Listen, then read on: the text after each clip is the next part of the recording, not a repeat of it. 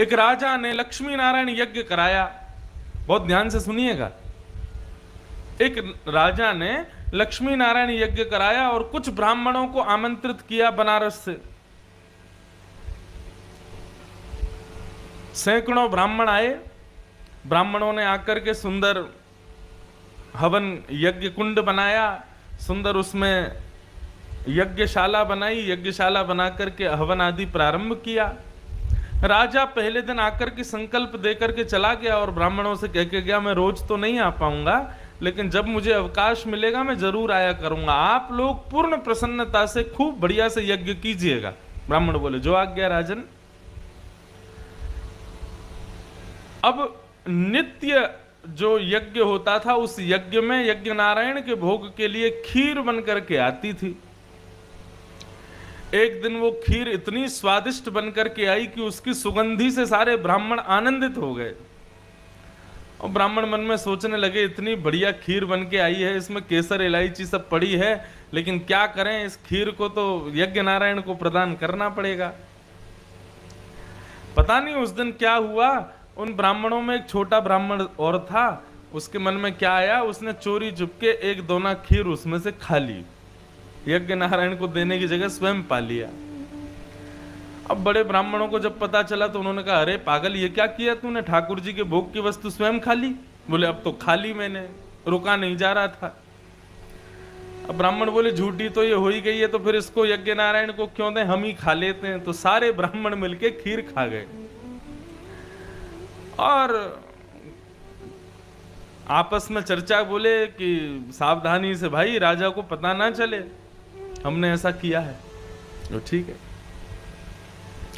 अगले दिन यज्ञ जैसे ही प्रारंभ हुआ, महाराज ढोल नगाड़े बजने लगे, गाजे बाजे बजने लगे। ब्राह्मण बोले, क्या हो रहा है भैया। बोले, राजा आ रहे हैं आप लोगों से मिलने। ब्राह्मण घबरा गए, बोले, कहीं राजा को पता तो नहीं चल गई कि कल यज्ञ नारायण की खीर हम खा गए हैं। राजा आए, ब्राह्मण सब घबरा रहे थे। राजा ने सबको प्रणाम किया। प्रणाम करके बोले, कल के यज्ञ में कुछ विशेष हुआ था। कल जो यहां यज्ञ हुआ उसमें कुछ तो विशेष हुआ था। ब्राह्मण बोले, अब छुपाने से फायदा नहीं है, राजा को पता चल गया। ब्राह्मण बोले, राजन हमको क्षमा कर दो, वो रोज यज्ञ के लिए जो खीर आती थी, कल उसको देख के हमारा ये बालक ब्राह्मण रोक नहीं पाया, खा गया।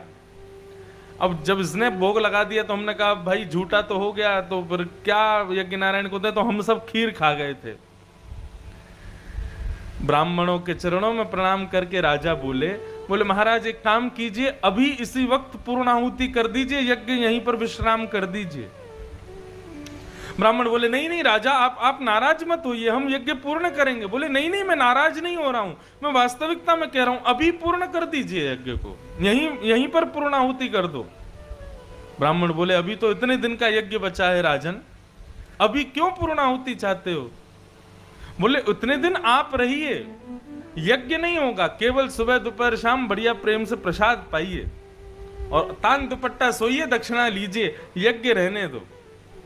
ब्राह्मण बोले, ऐसा क्यों। बोले, कल की खीर आप लोगों ने पाई तो उसका परिणाम ये हुआ कि रात्रि जब मैं सोया तो स्वप्न में नारायण भगवान प्रसन्नता में प्रकट हो गए और प्रकट होकर के मुझे आशीर्वाद देने लगे। बोले, राजन हम बड़े प्रसन्न हैं, इसलिए मैं पूछने आया कि कल क्या हुआ था। पता चला कि आप लोग खीर खा गए थे, तो मुझे पता चल गया कि नारायण की प्रसन्नता ब्राह्मणोस्य मुखमासीत।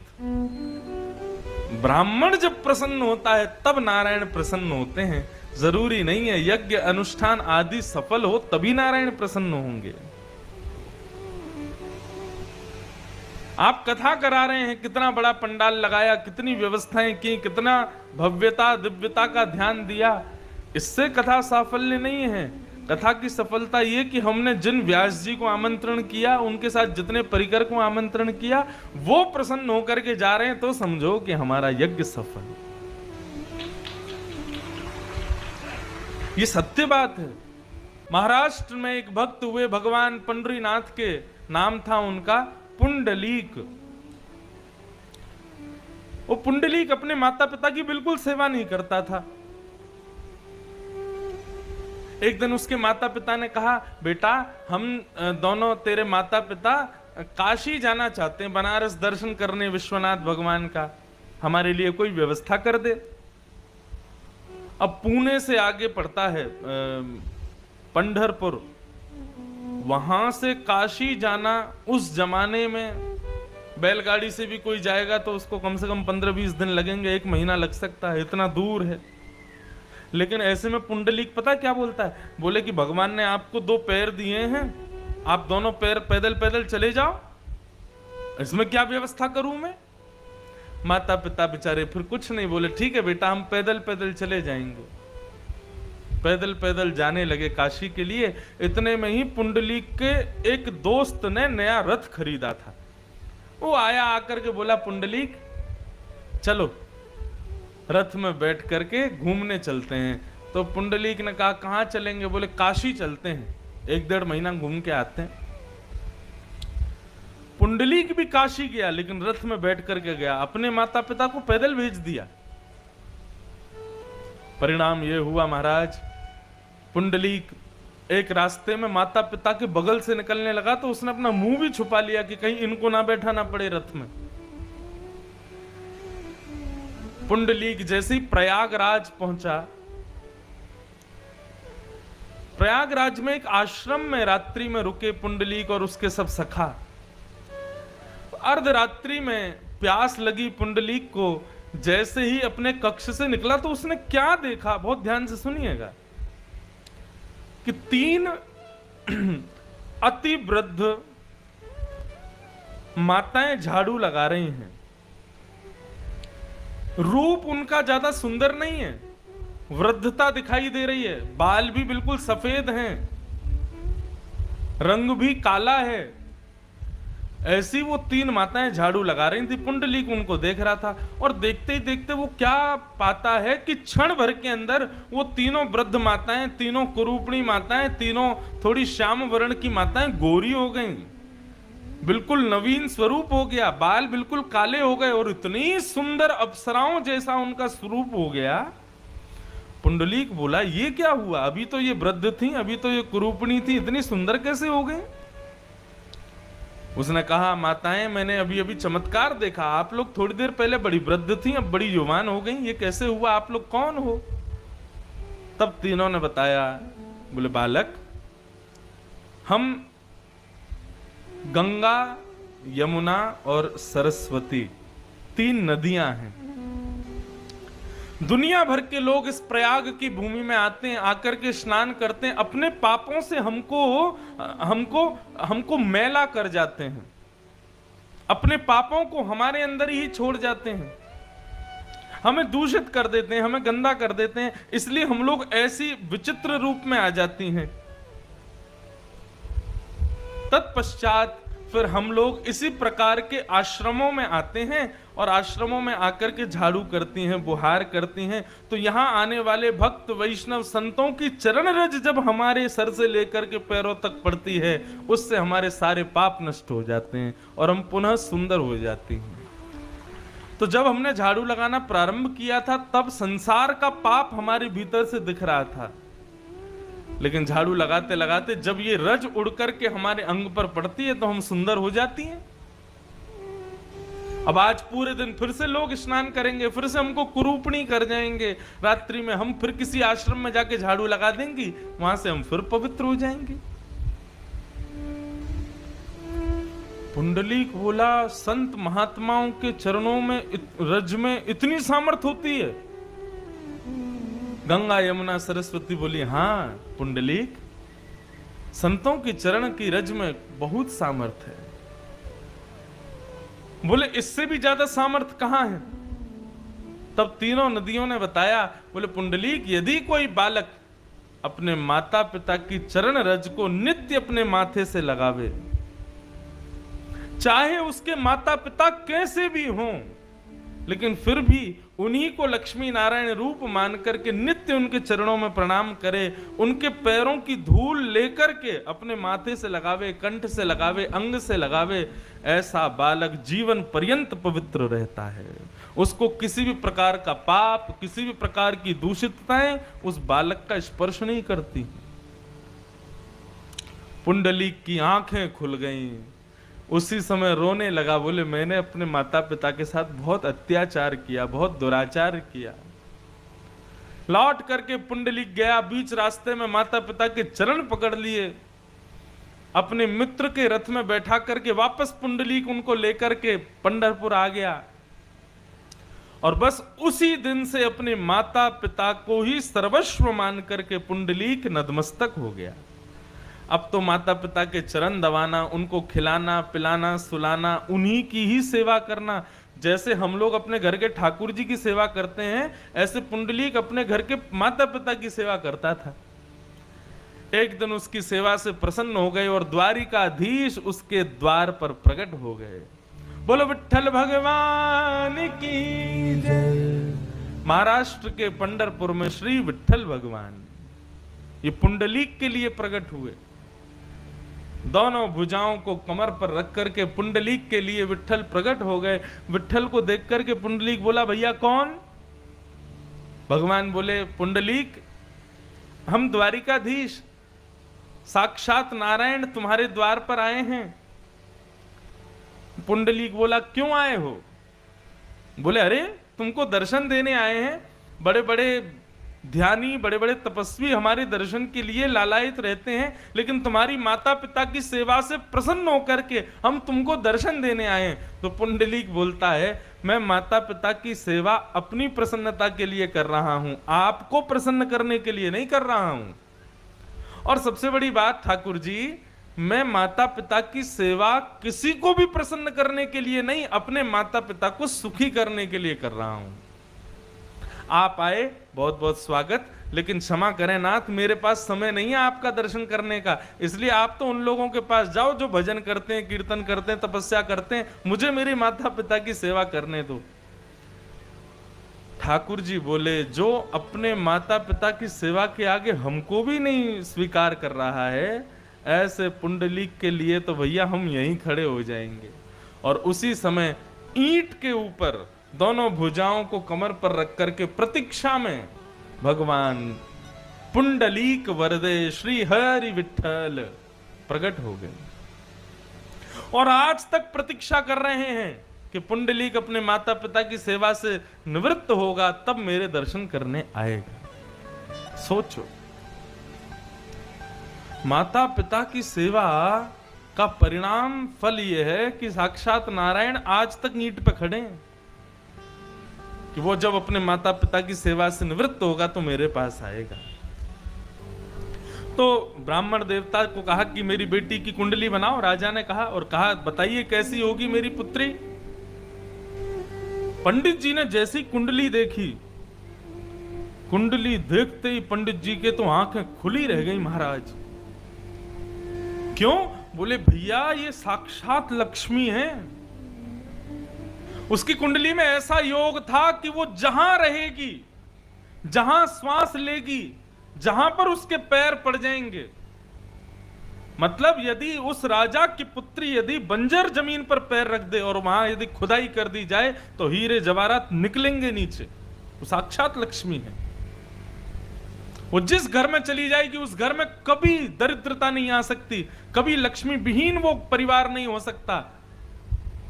ऐसी वो कन्या, इतना सुंदर उसका भाग्य। लेकिन पंडित जी ने जैसी उसकी कुंडली देखी तो कुंडली देखती पंडित जी को लोभ हो गया। बोले कि ये पुत्री तो हमको प्राप्त हो जाए भैया, ऐसी पुत्री तो हमारी हो जाए तो फिर हम तो माला माल हो जाएंगे, जीवन भर हमको खाना पीना इसी के द्वारा ही मिल जाएगा, घर घर नहीं जाना पड़ेगा, भटकना नहीं पड़ेगा। लोभ हृदय में आ गया। और पंडित जी ने क्या किया, राजा को जाकर के उल्टी बात बता दी और कहा, राजन क्षमा करना परंतु एकांत में आपसे बात करनी है। राजा एकांत में आए तो पंडित जी ने कह दिया, बोले कि आपकी जो पुत्री है ना, ये आपके लिए बिल्कुल ठीक नहीं है। ये जिस घर में रहेगी वो लक्ष्मीहीन कर देगी, ये जहां जाएगी वहां की सत्ता चली जाएगी, ये जिस घर में रहेगी वहां अकाल मृत्यु होती रहेंगी। इसलिए राजन, पुत्री तो फिर हो जाएगी, बालक तो फिर जन्म ले लेगा, लेकिन ऐसे संतान को घर में रखना ठीक नहीं है। हम आपसे प्रार्थना करेंगे इस कन्या को आप किसी को दान कर दो या फिर इस कन्या को आप लता पत्रों में लपेट के नदी में बहा दो, प्रकृति को प्रदान कर दो। राजा तो मूर्छित होकर गिर गया। बोले पंडित जी ऐसा मत कहिए ना, कोई उपाय बता दीजिए, मैं अपनी पुत्री को कैसे दूर कर दूं। पंडित जी बोले देखो हम तुम्हारा हित चाहते हैं इसलिए बोल रहे हैं, लोभवश होकर के ये बात करी जा रही थी। राजा ने कहा तो मुझे अब क्या करना चाहिए बताइए। मैं अपनी पुत्री को दूर नहीं कर सकता, लेकिन मैं चाहता हूं 25 वर्ष तक ये कन्या मेरे पास रहती, फिर मैं इसका ब्याह कर देता, तो तब तक जितना खर्चा इस कन्या के ऊपर होना चाहिए उतने धन के साथ, और इसके विवाह में मुझे जितना धन लगाना था उतना धन और एक बक्से में डाल करके उसके ऊपर कन्या को सुला करके राजा ने कहा अब मैं इसको नदी में प्रवाहित कर दूंगा। ब्राह्मण दौड़े दौड़े पंडित जी अपने घर गए और घर जाकर के अपने बालकों से कहा कि कल नदी में एक बक्सा तैरता तैरता आएगा, उसको उठा करके हमारे कमरा में चुपचाप धर देना, खोल करके मत देखना। बच्चे बोले जो आज्ञा पिताजी।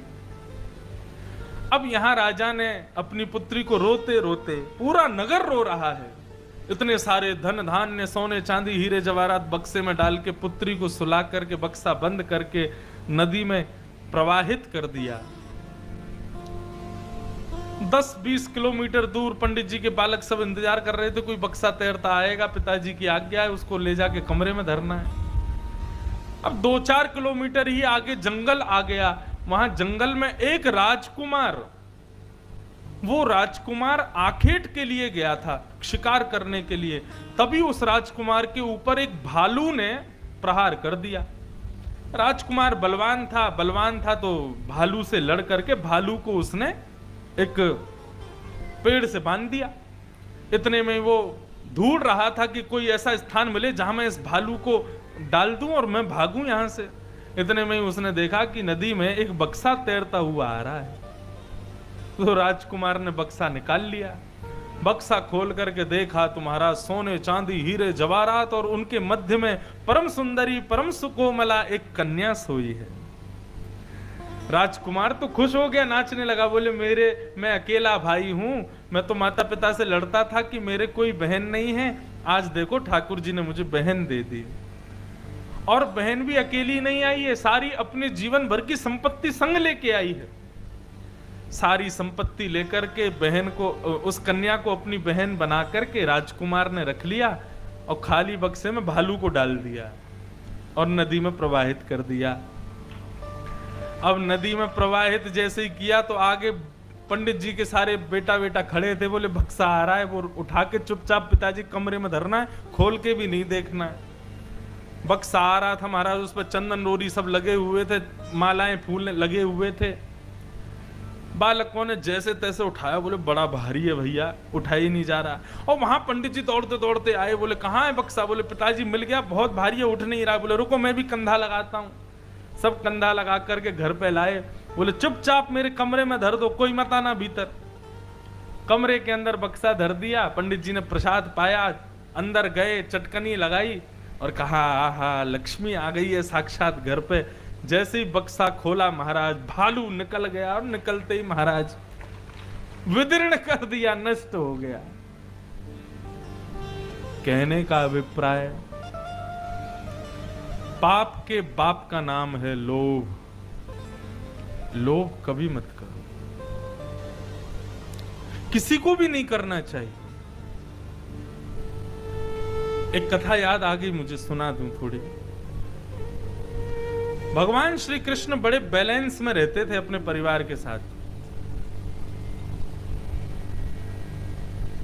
ठाकुर जी के सामीप्य रहने वाले 3 सबसे समीप में रहने वाले लोग थे भगवान के।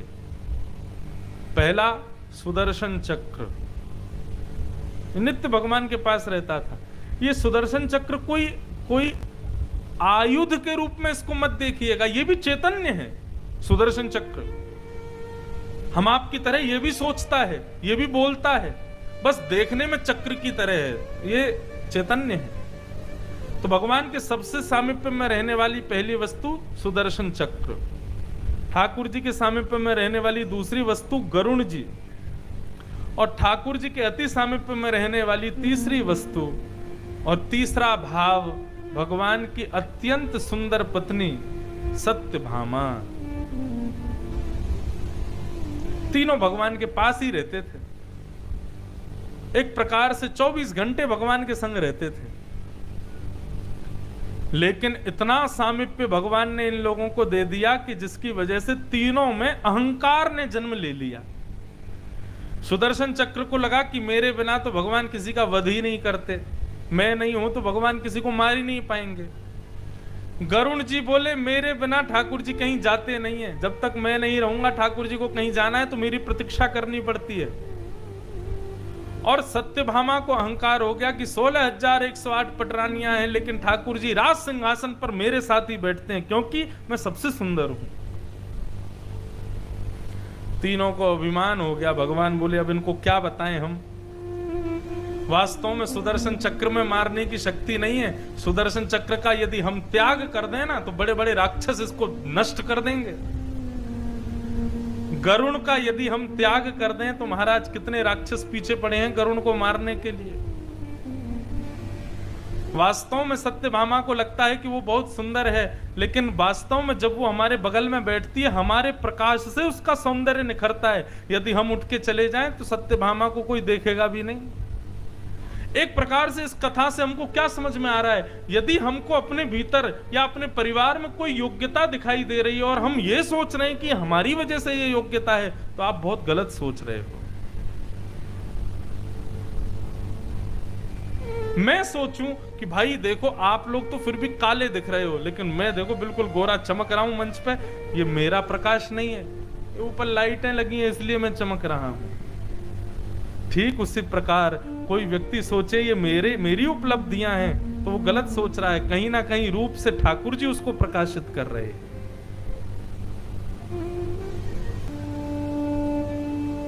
भगवान ने एक दिन नेत्र बंद करके अभिमान का हनन करने वाले, मान का हनन करने वाले, जिनका नाम ही है हनुमान, जो मान का हनन करता है उसी को हनुमान कहते हैं। महाराज हनुमान चालीसा का पाठ आप सब लोग करते हो, लेकिन उसके बाद भी किसी अभिमान में रहते हो तो समझ जाना अभी आपने हनुमान चालीसा पढ़ी नहीं है। हनुमान चालीसा पढ़ने के बाद तो दीन हो जाओ, अपने मान से रहित हो जाओ, तो समझना हनुमान जी की कृपा हुई। तो एक दिन ठाकुर जी ने हनुमान जी का आवाहन किया।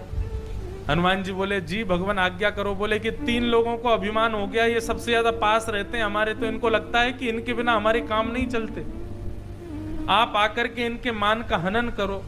हनुमान जी बोले अभी आते हैं। हनुमान जी पहुंच गए महाराज द्वारिका, और द्वारिका का सबसे सुंदर बगीचा उसी को उजाड़ने लगे, वहां के केलों को खाने लगे, उठा उठा करके वृक्षों को फेंकने लगे।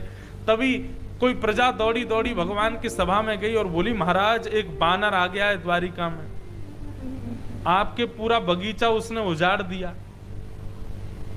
भगवान बैठे थे, सुदर्शन चक्र घूम रहे थे। भगवान बोले सुदर्शन जी जरा देख के तो आइए कौन आया है, और जो भी आया हो उसको अपने पराक्रम से भगा दीजिएगा। सुदर्शन चक्र बोले अरे मैं तो बड़े बड़े राक्षसों को मार देता हूं, ये बंदर की क्या चले मेरे आगे। सुदर्शन जी जैसे ही गए महाराज बगीचे में, हनुमान जी बैठ के केला खा रहे थे। सुदर्शन जी जब चलते हैं ना, घूमते हैं, तो कहते हैं आकाश का सूर्य भी अपने प्रकाश में फीका लगने लगता है। सुदर्शन जी का ऐसा प्रकाश है।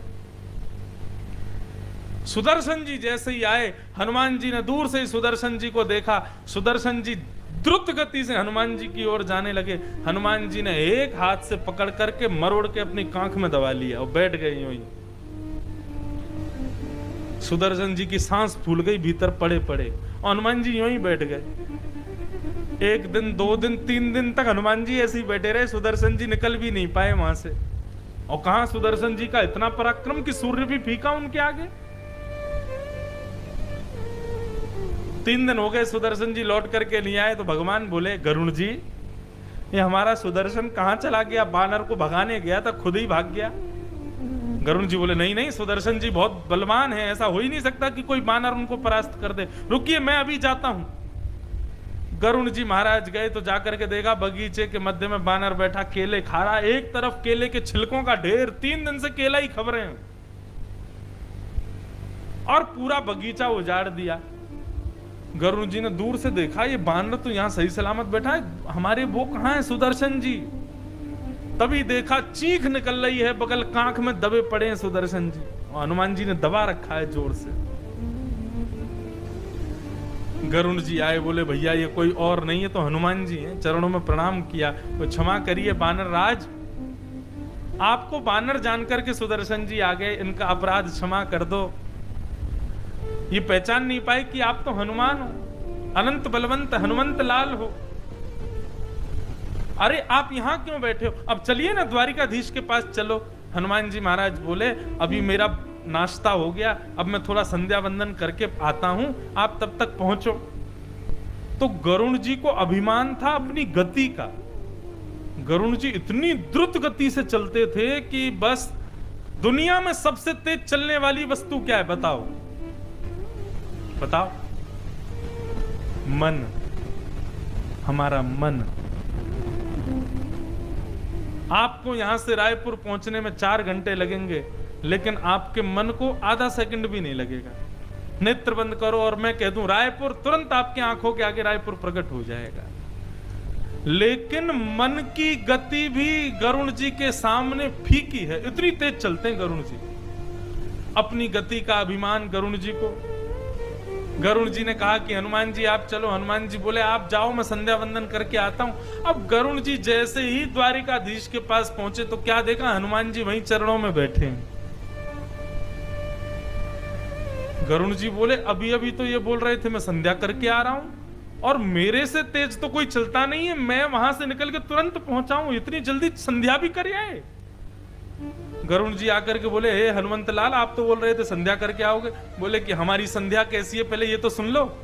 गरुण जी बोले कैसी है, बोले समुद्र में बैठ करके पहले गायत्री के 1 लाख जाप करते हैं, उसके बाद सूर्य नारायण हमारे गुरुदेव हैं उनको प्रणाम करने जाते हैं, उसके बाद तीनों लोकों की कम से कम 4 परिक्रमा लगाते हैं, फिर पृथ्वी की 2 परिक्रमा लगाते हैं, उसके बाद हमारी संध्या पूरी होती है। और गरुण जी बोले इतनी देर में आप कर भी आए? हनुमान जी बोले और नहीं तो, इतनी देर की बात कर रहे हो, हमको तो यहाँ 5 मिनट हो गए, हमने 2 केला भी खा लिए। गरुड़ जी का सर घूमने लगा, बोले मुझे तो लगता था मैं सबसे तेज हूं, ये हनुमान जी महाराज तो 3 विश्व की परिक्रमा, पूरे ब्रह्मांड की परिक्रमा, हनुमान जी को प्रणाम भी कर आए और 1 लाख गायत्री का जाप भी कर लिया। पहला सुदर्शन जी का मान दूर हुआ, फिर गरुण जी का मान दूर हुआ। अब क्या था बंधुओं, भगवान ने पहले ही अनाउंसमेंट कर दी थी कि आज हनुमान जी आने वाले हैं, तो बढ़िया रसोई बनाओ। सब पत्नियां लग गई रसोई बनाने में, लेकिन भगवान बोले हनुमान जी की एक आदत है।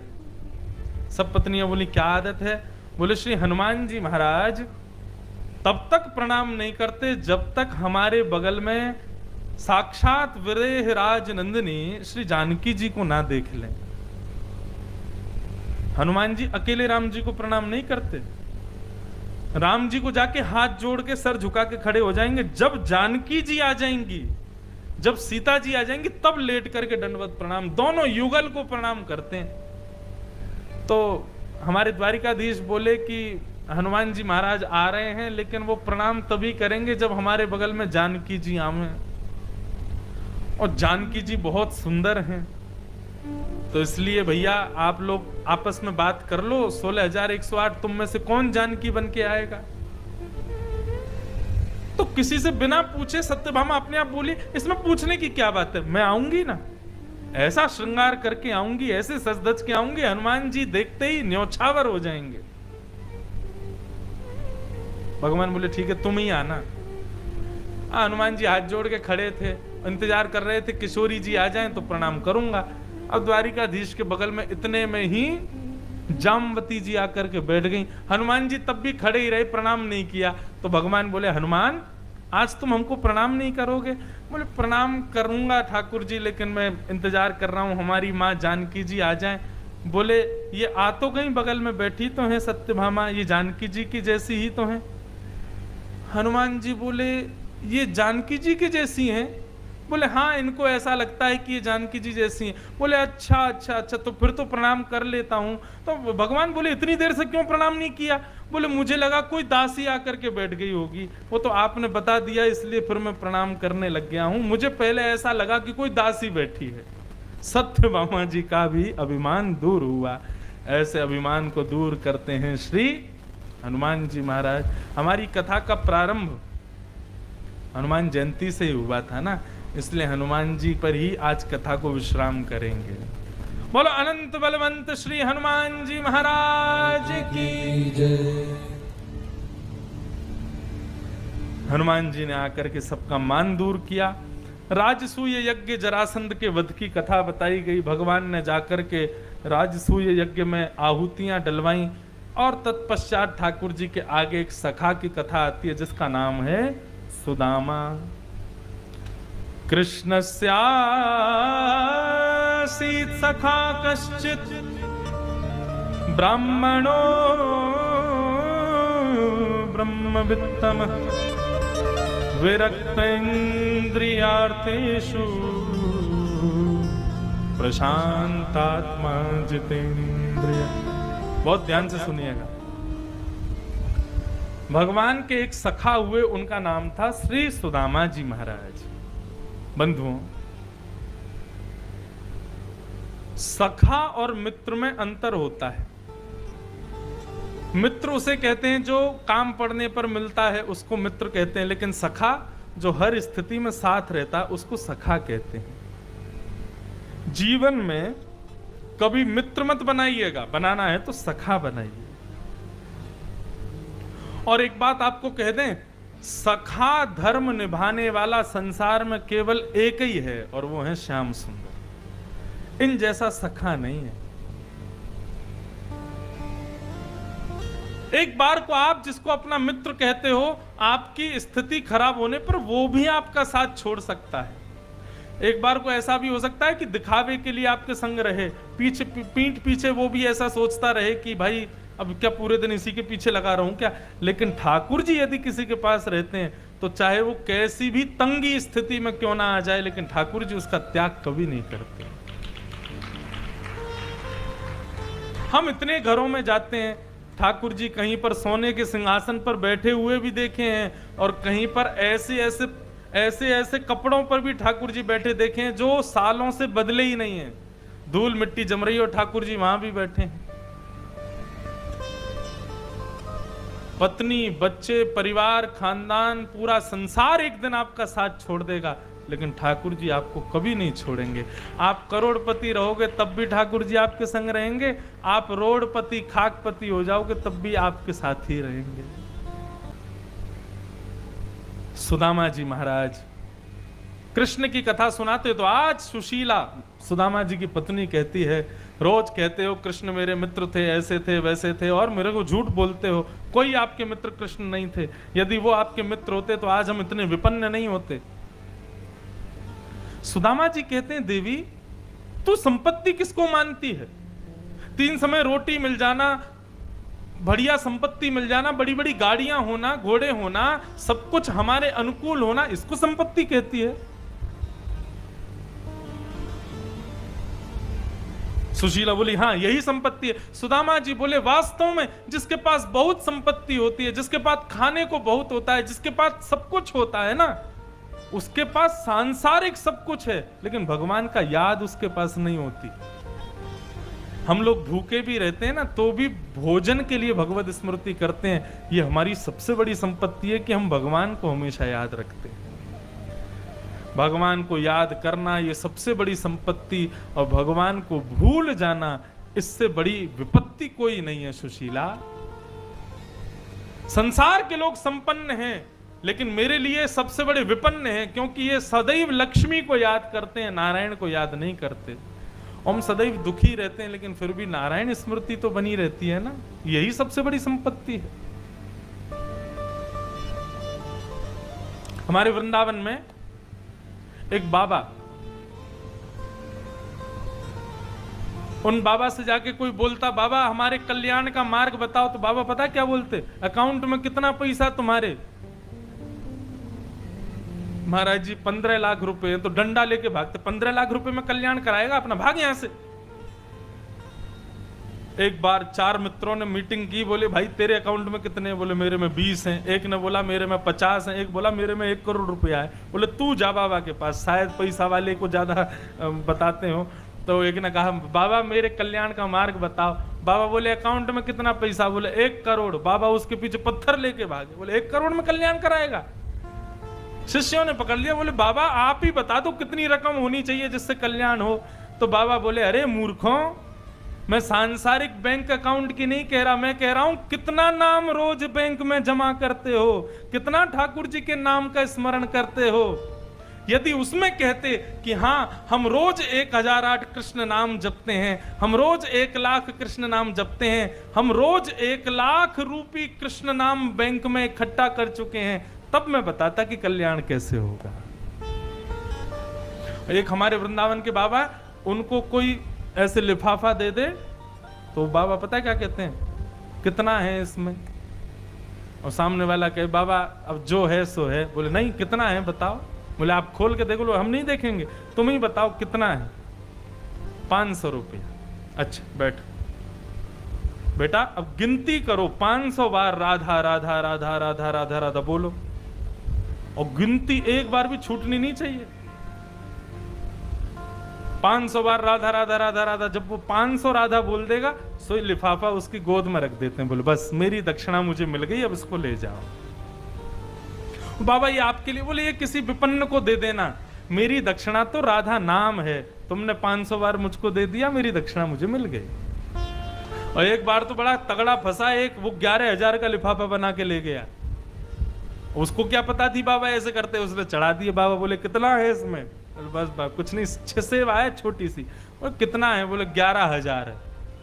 बाबा बोले बहुत बढ़िया, बैठो जप 11,000 राधा राधा राधा 11,000 जप जाए तब उसको दे देते हैं। बोले ले जाओ, ये किसी गौशाला में दे देना, किसी गरीब कन्या के विवाह के लिए दे देना, मेरी दक्षिणा तो नाम है। सुदामा जी ऐसे संपन्न हैं, सांसारिक विपत्तियां उनको विपत्ति लगती नहीं है। आज यदि रोटी ना मिले तो ये मत सोचो कि हमारे जीवन में हमने क्या बुरा किया, लेकिन किसी दिन यदि भगवान को याद ना करो तो चिंता करना कि आज हमने भगवान को याद नहीं किया। ये सबसे बड़ी विपत्ति है संसार की। सुदामा जी की प्रसन्नता का कारण ये, वो रोज भगवान को याद करते हैं। और सबसे बड़ी बात, लोग भगवान को याद करते हैं अपनी सुख समृद्धि मिले इसलिए, लेकिन सुदामा जी कभी भगवान से प्रार्थना नहीं करते कि मेरा घर बनवा दो, मेरे को ये करवा दो, बस मेरे को आपकी याद आती रहे, बस इससे ज्यादा मुझे और कुछ नहीं चाहिए। आज सुदामा जी की पत्नी सुशीला ने पीछे पड़ करके सौगंध खिला दी। बोले जाओ द्वारिकाधीश से मिलकर के आओ, यदि नहीं गए तो मैं बच्चों को लेकर के कहीं और चली जाऊंगी। सुदामा जी महाराज बड़े दुखी हो गए। बोले देवी द्वारिकाधीश तो मेरे हृदय में बसते हैं, तो फिर उनके पास जाने की आवश्यकता क्या है? बोली औषधि तो घर में रखी है, तो फिर वैद्य के पास जाने की आवश्यकता क्या है? आज जाइए और मिल के आइए। 4 घर के मुट्ठी चावल पोटली बना करके दे दिए। बोले जाइए, और मित्र के घर खाली हाथ नहीं जाते, लेके जाना। सुदामा जी महाराज निकल पड़े। 18 दिन बीत गए चलते चलते। सुदामा जी ने एक बार कहीं पूछा भैया द्वारिका कितनी दूर है? लोग हंसने लगे। बोले द्वारिका का रास्ता तो पीछे निकल गया महाराज, यहां से लगभग 60 मील उल्टा जाइए, वहां से फिर 200 मील और है द्वारिका। सुदामा जी बोले तो फिर अगले जन्म में ही पहुंचेंगे हम, इस जन्म में तो पहुंचने से रहे। लेकिन सुदामा जी तो वही नदी के किनारे बैठ गए, कीर्तन करने लगे। दूर नगरी, आज वहीं सो गए। लेकिन थोड़ी देर में नेत्र खुले तो महाराज सोने की नगरी में पहुंच गए। जय श्री कृष्ण नाम की ध्वनि सुनाई देने लगी। सुदामा जी ने पूछा भैया ये कौन सी नगरी है? हम तो किसी नदी के किनारे सोए थे, यहाँ कैसे आ गए? किसी ने बताया। बोले सुदामा जी यह द्वारिका नगरी है। द्वारिका का नाम सुनते ही सुदामा जी तो मंत्रमुग्ध हो गए। बोले वाह लाला तेरी कृपा, मैंने देखी ना, देख मुंह पे कैसी कृपा करे, कहां सोयो कहां आ गए हो। द्वारिकाधीश के द्वारपालों से जाकर के सुदामा जी ने अपना परिचय दिया। हम भगवान के बचपन के सखा हैं, ठाकुर जी से प्रार्थना कर दो, उनसे मिलने आए हैं। लोग बाग यहाँ पर कहते हैं कि महाराज सुदामा जी को धक्के दे करके और द्वारपालों ने भगा दिया और ये कर दिया वो कर दिया। खुद विचार करो, खुद सोचो, भगवान के द्वारपाल हैं तो इतना भी शिष्टाचार उनको नहीं आता कि ब्राह्मण और संतों से कैसे बात करनी चाहिए? ऐसा हुआ ही नहीं है कभी। लोग अपने आप बात बना देते हैं कि सुदामा जी को द्वारपालों ने धक्के दे दिए, उनको भगा दिया, बोले यहां मत बैठो, कहां से आ गए हो, मुंह उठा के तन पे नहीं ललता, चल दिए कलकत्ता। ये सब बातें नहीं है। भगवान के द्वारपाल हैं, शिष्टाचारी द्वारपाल हैं, वो सब जानते हैं किससे कैसा व्यवहार करना है। अंदर जाकर के द्वारपालों ने द्वारिकाधीश को बताया, बोले कि हे द्वारिकाधीश, द्वार पर एक दुर्बल सा ब्राह्मण आया है, आपको अपना बचपन का सखा बता रहा है। उन्होंने अपना नाम सुदामा बताया है। सुदामा जी का नाम सुनते ही ठाकुर जी भोजन थाली से उठ करके गए नहीं, दौड़े। महामंत्री, सेनापति, अधिपति, भगवान की सब पटरानियां पीछे दौड़ रही हैं, ठाकुर जी किसी की नहीं सुन रहे। मेरा भक्त आया है, मेरा मित्र आया, मेरा सुदामा आया है। भगवान के नाम को प्रधानता देने वाला, ठाकुर जी की स्मृति को ही सर्व संपत्ति मानने वाले के लिए ठाकुर जी इतने व्याकुल होते हैं, ये इस बात का प्रमाण है।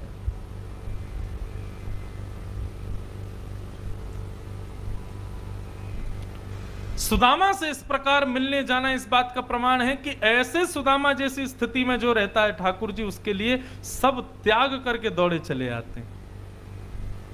और भक्ति यही तो है, हम भगवान के पास नहीं जाए, ठाकुर जी हमारे पास आ जाए। मैं तो अपनी कथा में खूब कहता हूं कि मैं ठाकुर जी के पीछे मत पड़े रहा करो, ऐसी भक्ति करो, ऐसा भजन करो, ऐसे भाव शुद्ध रखो अपने, ठाकुर जी तुम्हारे पीछे पड़े रहें।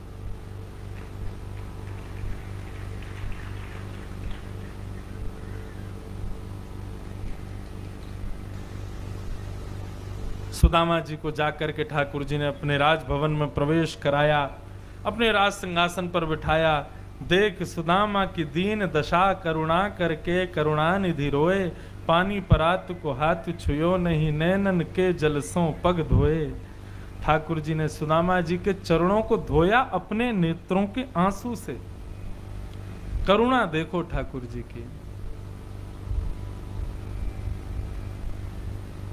सुदामा जी और भगवान की थोड़ी प्रिय मित्र वार्ता हुई।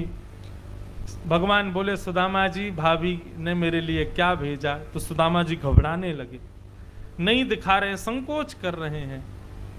बंधुओं, मानव का एक धन होता है संकोच।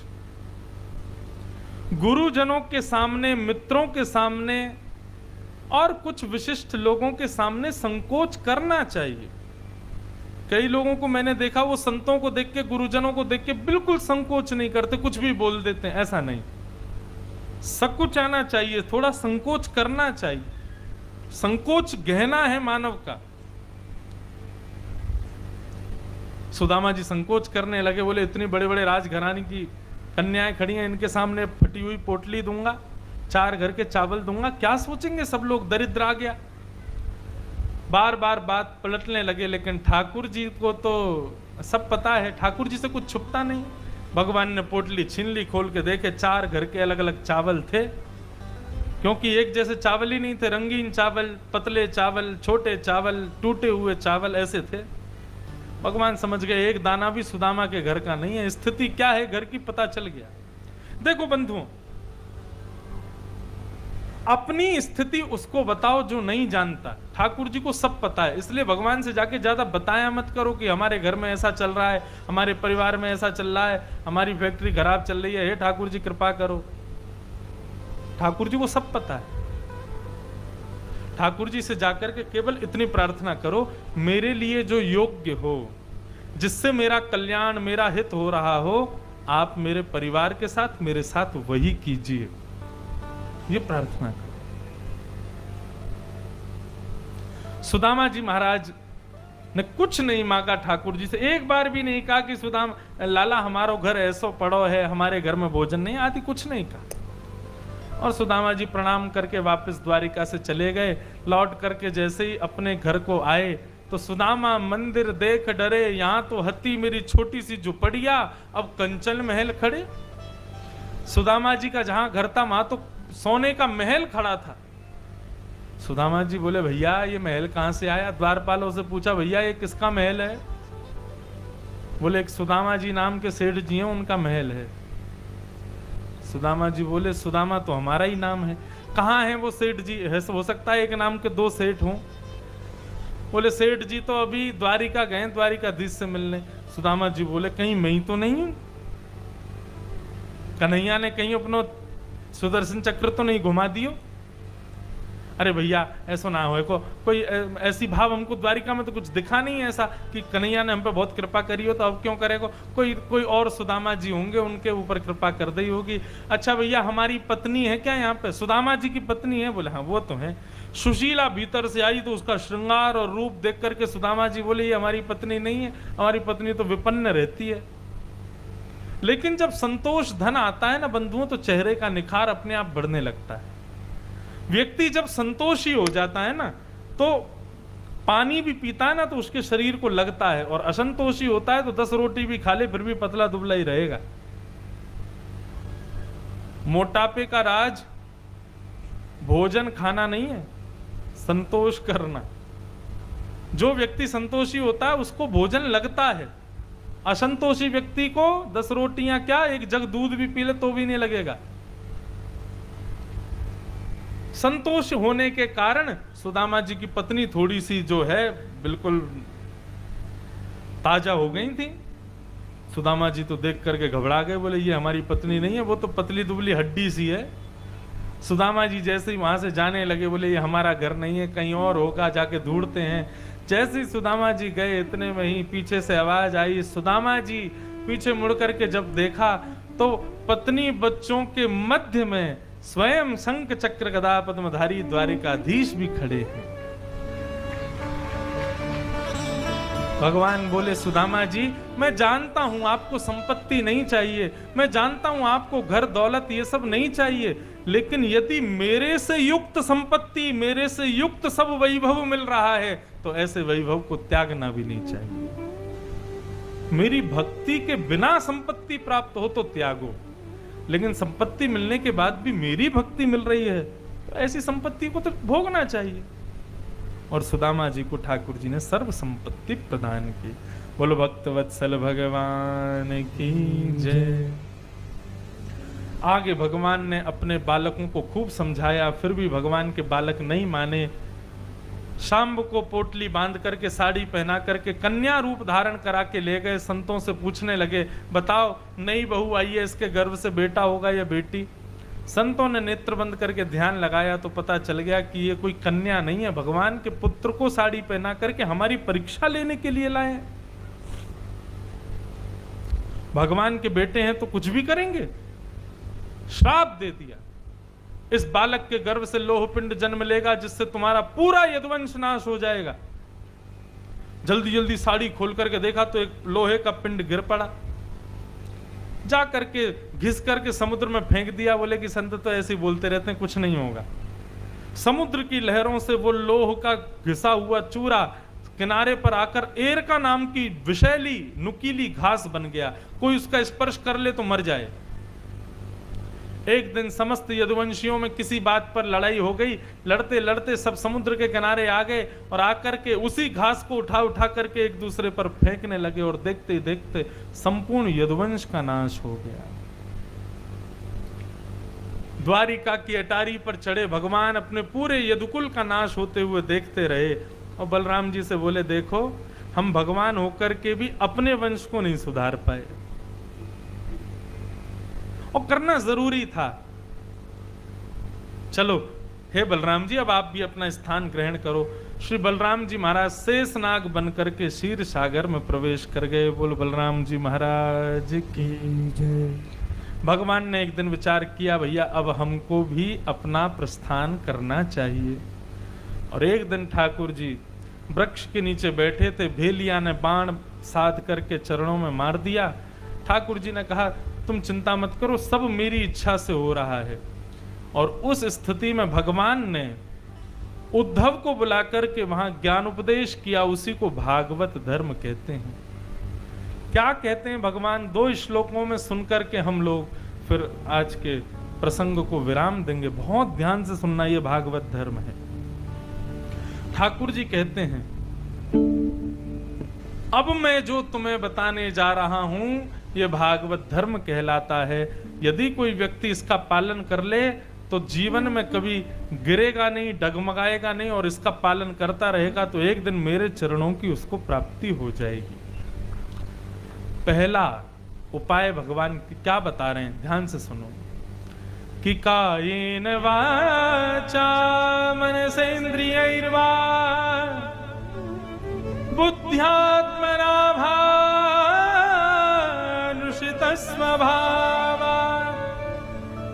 करोमि यत् यत् सकलं परस्मै नारायणायेति समर्पयेत्। संसार में कुछ भी करो, अपने शरीर से, बुद्धि से, मन से, विचार से, कर्म से कुछ भी अच्छा करो, उसका फल, उसका श्रेय कभी खुद को मत दो। हमने कथा कराई, हमने भंडारा कराया, हमने इतना दान किया, हमने एक हॉस्पिटल बनवाया, हमने आश्रम बनवाया, तुरंत हाथ में जल लेकर के कहो मैंने जो कुछ भी किया अपने बल का यदि मैंने भान किया हो तो भगवान मुझे क्षमा करें, मैंने जो कुछ भी किया ये सब मैं ठाकुर जी के चरणों में अर्पित करता हूं। करोमि यत् यत् सकलम परस्मै नारायणायेति समर्पयामि। जो कुछ भी करो सब भगवान को अर्पित कर दो। इसका प्रभाव क्या होगा बंधुओं? यदि आप कोई भी पूजा पाठ, अनुष्ठान, व्रत, नियम, गंगा स्नान, तीर्थ यात्रा, कुछ भी पुण्य का काम करोगे और तुरंत जल लेकर के भगवान के चरणों में अर्पित कर दोगे तो आपका पुण्य भगवान के पास इकट्ठा हो जाएगा। और यदि हमारी मृत्यु के पश्चात यदि हमको किसी पाप के कारण नरक जाना होगा तो भगवान हमारे उस पुण्य को प्रदान करके हमको वैकुंठ दिला देंगे, हमारा पाप नष्ट हो जाएगा। समझ में आई बात? नहीं आई अभी? घर में बहुत जरूरत पड़ जाए, पैसे खत्म हो जाएं तो बैंक अकाउंट होगा, उसमें जो पैसे हैं निकाल करके अपना उपयोग कर लो। ठीक उसी प्रकार संसार का कुछ पता नहीं है, कब कहां किस स्थिति में हमारी मृत्यु हो जाए, क्या पता हमसे कोई पाप बन जाए और उस पाप के प्रभाव से हमको नरक जाना पड़ा। तो नरक से बचने का उपाय केवल और केवल पुण्य है। यदि वो पुण्य हमने अपने पास रखे तो संसार में खर्च हो जाएंगे, इसलिए उन पुण्यों को भगवान को जमा करवाते रहो ताकि अंत काल में यदि नरक जाना पड़े तो भगवान उस पुण्य के प्रभाव से नरक का रास्ता बंद कर देंगे और वैकुंठ के रास्ते खोल देंगे। इसलिए जो कुछ भी करो सब भगवान को अर्पित करो।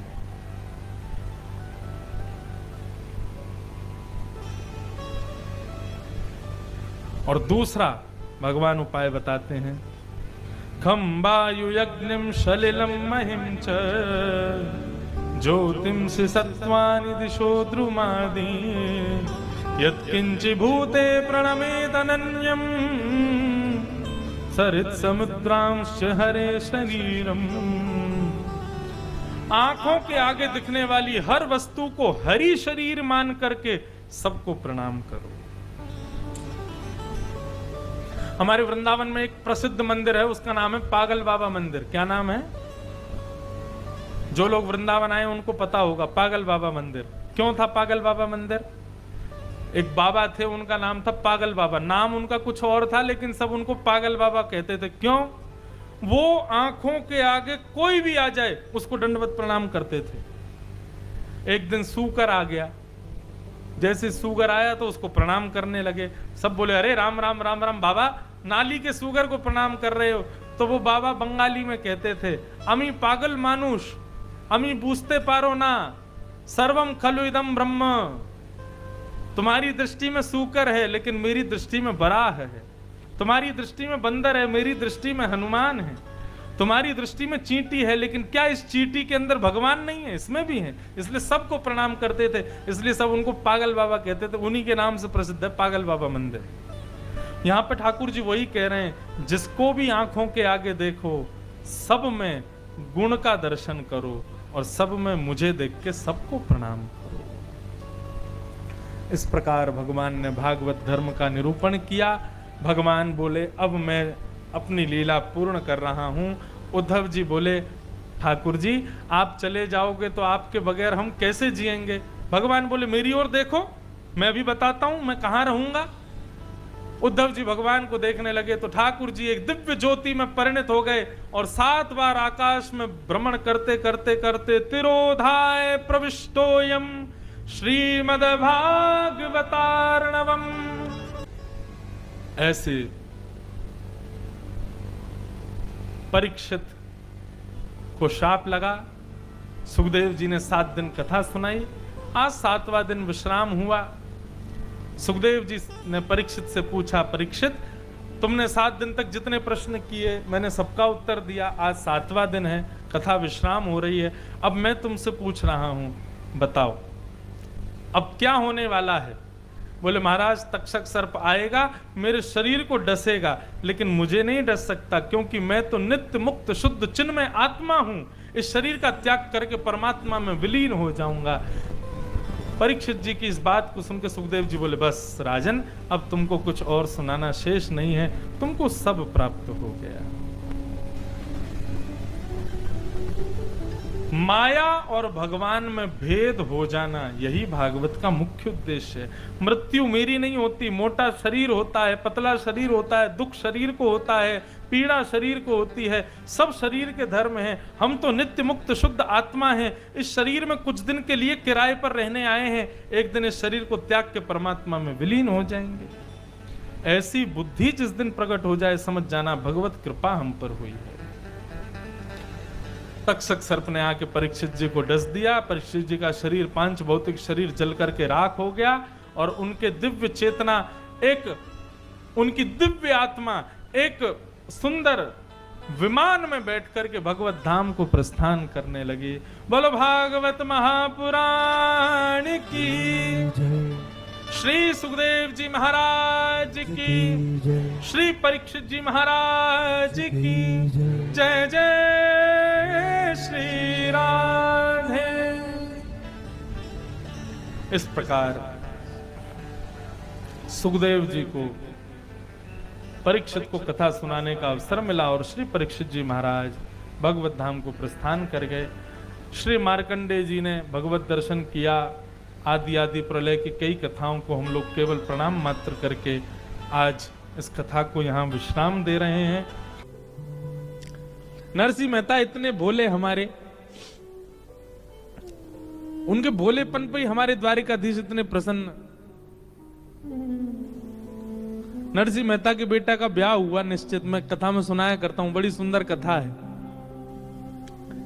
तो जैसे ही ब्याह निश्चित हुआ तो अब नरसिंह मेहता बेचारे सामान्य, लेकिन जिस कन्या से बेटा का ब्याह होना था वो कन्या के पिता बड़े धनवान। और नरसिंह मेहता का कीर्तन इतना प्रसिद्ध था और नरसिंह मेहता की भक्ति इतनी प्रसिद्ध थी कि वो जिस नगर में जाते थे सब लोग उनको वंदन जरूर करते थे। तो इसी वंदन के भाव में देख करके एक नगर सेठ ने अपनी बेटी का ब्याह नरसिंह मेहता के पुत्र से पक्का कर दिया। ये बढ़िया चित्र लगवा दिए भक्तों के, आते रहेंगे याद कोई ना कोई। तो बहुत देर से नरसिंह मेहता जी कह रहे थे, बोले आए हो गुजरात, जूनागढ़ पास ही है, हमारा नाम थोड़ा ले लो द्वारिकाधीश जी के चरणों में। अभी सब लगभग प्रयास करूंगा जितने हैं सबके चरित्र आए। तो नरसिंह मेहता एक नगर सेठ की कन्या से अपने बेटे का ब्याह निश्चित कर दिया। अब वो सेठ जी ने अपनी बेटी का ब्याह निश्चित किया तो 4-5 और सेठ मिले। उन्होंने कहा हमने सुना आपने अपनी बेटी का ब्याह पक्का कर दिया। तो सेठ जी बोले हाँ कर दिया। बोले किससे किया? बोले नरसिंह मेहता से, उनके बेटे से। तो एक सेठ बोला पूरी दुनिया में आपको वही मिला, हमने अपना बेटा इतनी बार प्रस्ताव दिया आपको वो नहीं सुहाया। नरसिंह मेहता के बेटे से क्या आपने अपनी कन्या का ब्याह निश्चित कर दिया? अरे वो कीर्तनकार है, भले ही उनका बहुत नाम है सम्मान है, पर भैया घर में व्यवस्था नहीं है। तुम्हारी बेटी राजघराने जैसे रहने वाली उनके घर में कैसे निभेगी? और शास्त्राज्ञा करते हैं बेटी का विवाह सदैव अपने से ऊंचे कुल में ही करना चाहिए। सेठ जी, नरसिंह मेहता की स्थिति ऐसी नहीं है कि आपकी बेटी को एक समय भी प्रेम से पवा सके। आप तो भाव भाव में करिया इस संबंध पक्का। और सेठ जी बोले सच में ऐसा? बोले हाँ, नरसिंह मेहता की स्थिति तो ऐसी है। बोले अब क्या करें, हमने तो पक्का कर दिया। बोले पक्का ही तो किया, ब्याह थोड़ी हुआ है। ब्याह हो जाए तो बात अलग है, अभी पक्का ही तो हुआ है, तोड़ दो संबंध। सेठ जी बोले ऐसे अच्छा नहीं लगता ये तोड़ना। अभी वो आज का समय थोड़ी ही था, आज के समय में तो कुछ भी संभव है, पर उस समय पे लोग संकोच करते थे। नरसिंह मेहता बड़ा संकोच करें कैसे, वो सेठ जी बड़ा संकोच करें, कैसे मना करूं मैं एक बार हां कहने के बाद। तो एक सेठ जी ने बड़ा दिमाग लगाया, बोले सुनो एक काम करो। बोले क्या? एक पत्र लिखो और पत्र में लिखो कि हमारी बेटी को ब्याहने के लिए जब आओ तो ऐसी बारात लेके आना। कैसी बारात लेके आना? बोले 100 तो हाथी हों, 200 घोड़े हों, 50 प्रकार के बैंड बाजे हों, और जितने बाराती आमे सबके गले में सोने के मणि माणिकों के हार, नवलखा के हार हों। जितने बाराती आमे सब बड़े सुंदर दिखने वाले हों, सबकी अचकने इतनी महंगी हों, आदि आदि। ये सब पत्र में लिख करके आप नरसिंह मेहता को भेज दो। नरसिंह मेहता जैसे पत्र देखेगा और सोचेगा इतनी व्यवस्था तो हम कर ही नहीं सकते, अपने आप खुद ही तोड़ देगा संबंध, आपकी बेटी सुरक्षित हो जाएगी। हाँ बोले ये बात ठीक है, व्यवस्था इतनी बता दो कि सामने वाला पहली हाथ खड़ा कर दे। पत्र लिखा महाराज, उसमें 100 हाथी। सेठ जी बोले 100 नहीं 200 ही कर दो सीधे, देखते ही हिल जाए नरसिंह मेहता। 200 हाथी कर दिए, 400-500 घोड़े कर दिए, और उन घोड़सवार हाथी सवार बढ़िया ऐसी अचकन हो, नवलखा के हार हो, आदि आदि सब विस्तार से 3-4 पत्रों में भर करके भेज दिया। पत्र लिख करके, पत्र को बढ़िया बंद करके और ऊपर लिख दिया जय श्री कृष्ण, भेज दिया। नरसिंह मेहता बैठे अपना कीर्तन कर रहे थे, तभी पत्रकार लेकर के आया पत्र, और आकर के बोला महाराज आपके लिए पत्र आया। नरसिंह मेहता बोले दिखाओ। पत्र देखा, पत्र के ऊपर लिखा था जय श्री कृष्ण। बोले ए सुनो इधर आओ, इस पे क्या लिखा है? बोले जय श्री कृष्ण। बोले जय श्री कृष्ण लिखा है, कहीं पर भी जय श्री नरसिंह लिखा है? नरसिंह मेहता लिखा है? कहीं नहीं लिखा। तो मेरा पत्र क्यों हुआ? जय श्री कृष्ण लिखा है, इसका मतलब ठाकुर जी का पत्र है, मेरा पत्र नहीं है ये। और भैया किसी और का पत्र तो खोलना भी नहीं चाहिए, जिसका पत्र वही देखेगा। नरसिंह मेहता ने खोला ही नहीं, दर दिया ठाकुर जी के। ठाकुर जी आपके किसी प्रेमी ने आपके लिए पत्र भेजा, बड़ा भारी पत्र है, अब मैं तो इसको खोलूंगा नहीं नाथ। और आप तो बड़े लीलाधारी हो, क्या पता रुक्मणी जी के मन में कोई भाव आ गया हो, है उन्होंने कोई पत्र भेज दिया हो, क्या पता जामवती सत्यभामा सब द्वारिका में है, आपसे कोई लीला कर रही हो इसलिए पत्र भेजा। मैं तो नहीं पढ़ूंगा ठाकुर जी, आपका निज पत्र है, देख लीजिएगा इसमें क्या लिखा। और पत्र धर दिया, खोला ही नहीं। ठाकुर जी मन ही मन सोच रहे नरसिंह 200 हाथी लिखे इसमें, खोल तो ले एक बार। पर नरसिंह मेहता तो ठाकुर जी को छोड़ दिया। अब यहां सेठ जी ने कुछ दिन प्रतीक्षा करी कि नरसिंह मेहता संबंध तोड़ने का कुछ भाव और करेंगे, पर नरसिंह मेहता की तरफ से तो कोई प्रस्ताव ऐसा आया नहीं। सेठ जी ने बीच में एक बार किसी को भेजा, बोले जाके देख पूछ के आओ नरसिंह मेहता तैयारी कर रहा है क्या। तो कोई गया, जाकर बोला बोले हम तुम्हारे बेटे का जहां संबंध हुआ वहीं से आए हैं, वो लोग पूछ रहे हैं सब तैयारी। हाँ सब तैयारी चल रही है महाराज, हम बारात लेके आएंगे, उनसे कह दीजिएगा, कोई चिंता की बात नहीं। उस व्यक्ति ने जाके कहा तो उनको सेठ जी को विश्वास हो गया, जो जो हमने लिखा वैसी ही बारात आएगी।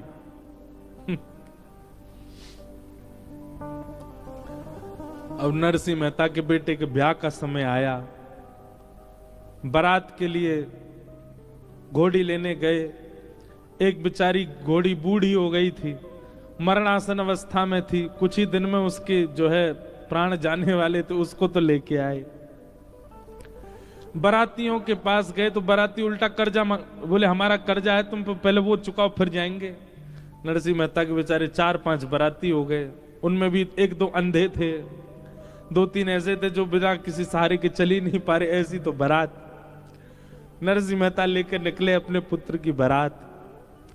घर में विराजमान ठाकुर जी बेचारे मन में सोचने लगे, मेरे नरसिंह ने पत्र मेरे चरणों में रख दिया, ये कह के कि आपका पत्र है, आप जानो। अब तो मुझे ही जानना पड़ेगा। और जो जो पत्र में लिखा था सब ठाकुर जी ने देख लिया। हमारे श्री द्वारिकाधीश तुरंत बलराम जी के पास गए, बोले दाऊ दादा चलो। बोले कहां? बोले बारात में जानो। बोले कौन की? एक हमारे भक्त है के लाला की बारात में जानो, चलो।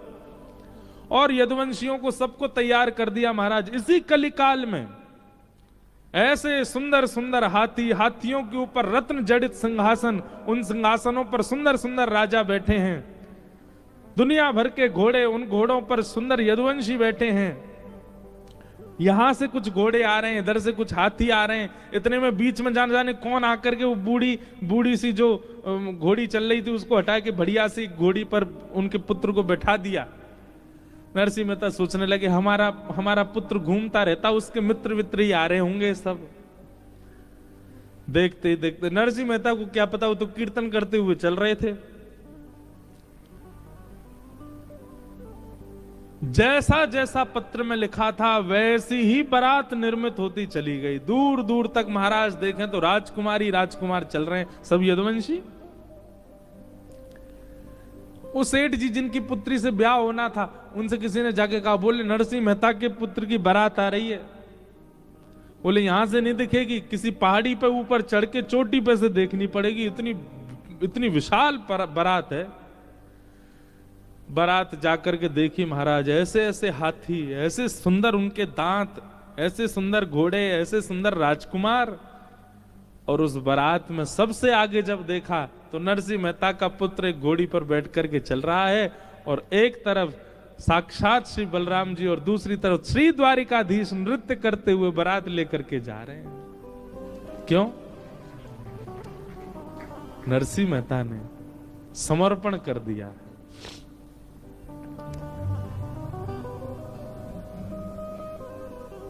ठाकुर जी के मन को समझो। ये कथाओं के द्वारा क्या करना है, ठाकुर जी के व्यवहार को, ठाकुर जी के मन को, ठाकुर जी की स्थिति को समझ लो और वैसे बन जाओ। जो जो उनको प्रिय लगता है वो प्रिय वस्तु अपने चित्त में लाना प्रारंभ कर दो। जैसा व्यवहार उनको अच्छा लगता है वैसा व्यवहार करने लग जाओ। जो आहार उनको प्रिय लगता है वो आहार पाने लग जाओ। जैसा वस्त्र उनको प्रिय वैसे पहनने लग जाओ। ये कथाएं किस लिए होती हैं? ये पितृ मुक्ति के लिए, ग्रह शांति के लिए, व्यापार वर्धन के लिए। ये सब नहीं है, ये सब आप अपने कर्मों से कर सकते हैं। ये तो केवल भगवत प्राप्ति के लिए कथा है। और भगवत प्राप्ति कब होगी? जब जिससे संबंध बनाना पहले उसको जान तो लो वो है कैसे। आज हमने क्या सीखा? ठाकुर जी को गुरु निष्ठा बहुत प्रिय है, तो अपने गुरु के प्रति निष्ठा प्रगाढ़ कर लो।